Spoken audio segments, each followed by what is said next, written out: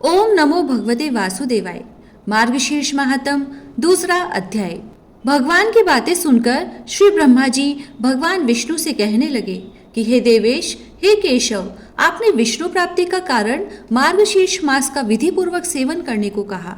सो हे देवेश, उसकी विधि क्या है?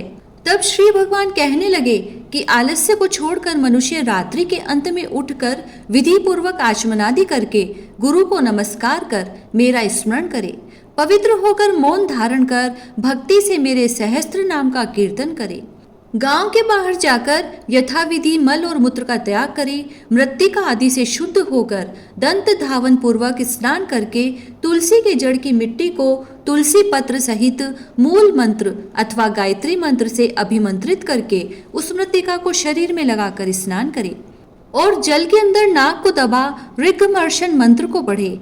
स्नान के लिए तालाब, कुआं या बावड़ी आदि का जल श्रेष्ठ माना गया है।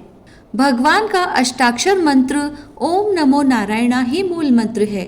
उसी मूल मंत्र से मृत्तिका को अभिमंत्रित करें और फिर पवित्र होकर हाथ में कुशा ले आचमन कर अपने हाथ से 4 हाथ की चारों तरफ स्नान जल में चौकोर कल्पना बनाएं और इन मंत्रों से गंगा जी का आह्वान करें कि हे गंगे, तुम विष्णु के चरणों से उत्पन्न हुई हो, इसीलिए विष्णु रूपी हो, अतः तुम मेरी रक्षा करो। जन्म से मरण पर्यंत तुमको नमस्कार है।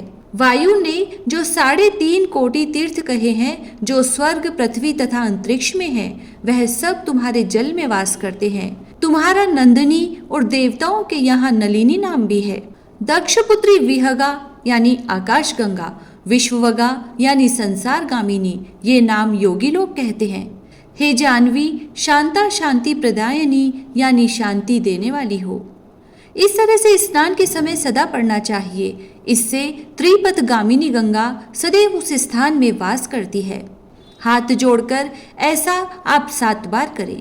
उसके बाद सिर में अंजलि लगाकर फिर 3, 4, 5 अथवा 7 बार स्नान करें और इस मंत्र से मिट्टी को अभिमंत्रित करके शरीर में लगाएं। मृत्तिका का मंत्र है, हे मृत्तिके, तुम पर घोड़े चलते हैं, रथ चलते हैं। तुम भगवान विष्णु के चरणों से नापी गई हो, तुम रत्नों को धारण करने वाली हो, अतः मैंने जो पाप किए हैं उनका नाश करो। हे मृत्तिके, सैकड़ों बाहु वाले श्री कृष्ण ने वाराह रूप धारण करके तुमको ऊपर उठाया है। हे सुव्रते, तुम सब प्राणियों की उत्पत्ति का स्थान हो, तुमको नमस्कार है। इस प्रकार स्नान कर विधि पूर्वक आचमन करें और जल के किनारे पर खड़े होकर शुक्ल वस्त्र धारण करें। आचमन कर देवता, ऋषि और पितरों का तर्पण करके दूसरी धोती को धारण करके तर्पण की धोती को निचोड़े तथा शुद्ध मृत्तिका को लेकर अभिमंत्रित करके आलस्य को त्याग कर वैष्णव लोग ललाट में उर्ध्व पुंड तिलक लगावे। ब्राह्मण 12 पुंड का तिलक लगाएं, क्षत्रिय 4 पुंड का, वैश्य 2 पुंड, स्त्री तथा शूद्रों को 1-1 पुंड धारण करना चाहिए। ब्राह्मण को मस्तक, उदर, वक्षस्थल, कंठ, दोनों कांख, दोनों भुजा, दोनों कान और पीठ त्रिक यानी रीढ़ में 12 पुंड लगाने चाहिए। क्षत्रिय को ललाट, हृदय और दोनों भुजाओं में धारण करना चाहिए। वैश्य को ललाट अथवा हृदय में तथा स्त्री और शूद्रों को केवल ललाट में ही धारण करना चाहिए तथा ललाट में केशव का, उदर में नारायण का ध्यान करे। ब्राह्मण वक्ष स्थल में माधव का, कंठ में गोविंद का तथा ललाट में केशव और उदर में नारायण का ध्यान करें। ब्राह्मण वक्ष स्थल में माधव का, कंठ में गोविंद का, दक्षिण कांख में विष्णु का, बाहु में मधुसूदन का, कानों के मूल में त्रिविक्रम का, वाम पार्श्व में वामन का, वाम बाहु में श्रीधर का, कान में ऋषिकेश का, पीठ में पद्मनाभ का, त्रिक यानी रीढ़ में दामोदर का न्यास करे और हाथ धोकर तिलक जल को भगवान वासुदेव का ध्यान कर सिर पर धारण करे। क्षत्रिय ललाट में केशव का, हृदय में माधव का, दोनों भुजाओं में मधुसूदन का स्मरण करें। और अब वैश्य का कृत्य सुनिए। ललाट में केशव का, हृदय में माधव का ध्यान करें। स्त्री और शूद्र ललाट में केशव का ध्यान करें।